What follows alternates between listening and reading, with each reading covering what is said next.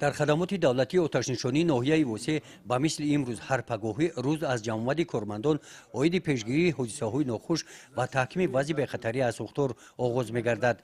این نوبت طبق نقشه چهاربینی‌ها در این روز عاید گذراندن مشق تاکتیکی در مؤسسه‌های اجتماعی سخن رفت. مشق تاکتیکی با جلب هیئت شخصی و استفاده واسطه‌های تکنیکی شروع گردید. پیش از آغاز چهاربینی‌ها به هیئت شخصی وظیفه‌ها مشخص فهمانیده شدند. در وقت معین گردیده مشق آغاز گردید. واسطه‌های نقلیاتی سوختار خاموش‌کنی با هیئت شخصی با صدای آواز بانگ خطر به جای حادثه روان شدند. همراه با ماشین سوختار خاموش‌کنی ماشین یاری تجلی و متخصصان ساحه تیپ در این مشق اشتراک نمودند. انشاءات شرطی مؤسسه تحصیلاتی تا مکتبی آفتابک انتخاب کرده شد. هیئت شخصی طبق نقشه با رفت عملیات مشق شروع کردند.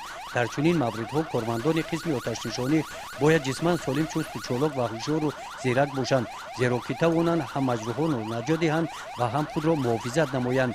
موافق نقشه علاقه کارمندان مؤسسه خوب آگاهی دارند که هنگام سر زدن حالت‌های فوق‌العاده باید که حتما کودکان را به جای‌های بی‌خطر پیچانند.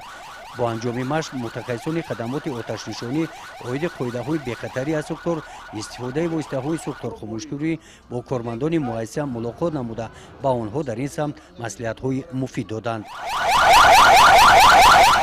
بعد این مؤسسه با صدای بانگ خطر هیئت شخصی به مؤسسه دیگر روان شد. در مؤسسه تحصیلاتی تا مکتبی رقم 1 رفت مشق تاکتیکی باز جدیدتر صورت گرفت. در قطار کارمندان قسم آتش‌نشانی کارمندان ساحه تیپ هم فعال شدند. وابسته به وظیفه‌های گذاشته شده هر دسته به اجرای آن شروع نمودند. کارمندان مؤسسه کودکان را به جای‌های بی‌خطر پیچانیدند.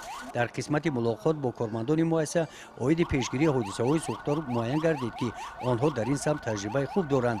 از جانب متخصصان خدمات آتش‌نشانی و مربی‌ها و دیگر کارمندان مؤسسه طرز استفاده واسطه‌های سوختار خاموش‌کنی فهمانیده شدند. قسمت دوره سوم مشق تاکتیکی با مقصد پیشگیری حادثه‌های سوختار و نجات دادن آدمان و مال و اشیاءهای جمعیتی و شخصی در خانه اینترنت بیماری‌های روحی ناحیه وسه برگزار کرده شد. در این مؤسسه دسته‌های نجات‌دهی سفربر کرده شدند. باشندگان خانه اینترنت سری وقت به جای‌های بی‌ضرر پیچانیده شدند. در صحبت با کارمندان مؤسسه عاید پیشگیری از سوختار و هنگام سر زدن آن چگونه باید مناسبت نمایند مصلحت‌های مفید داده شدند. مقصد گذراندن مشق تاکتیکی آتش‌نشانی این بلند برداشتن سویه دانش و ملکه کسبی هیئت شخصی و دسته اختیاری سوختار خاموش‌کنی مؤسسه دولتی خانه اینترنت بیماران روحی ناحیه وسه میباشد. همین گونه مشق‌های تاکتیکی منتظم برای پیشگیری حادثه‌های سوختار در دیگر تشکیلات و مؤسسه‌ها گذرانیده می‌شوند. گزارش خوجا نظریف خدای نظر زهروف از ناحیه وسه برای برنامه اطلاعاتی نوید.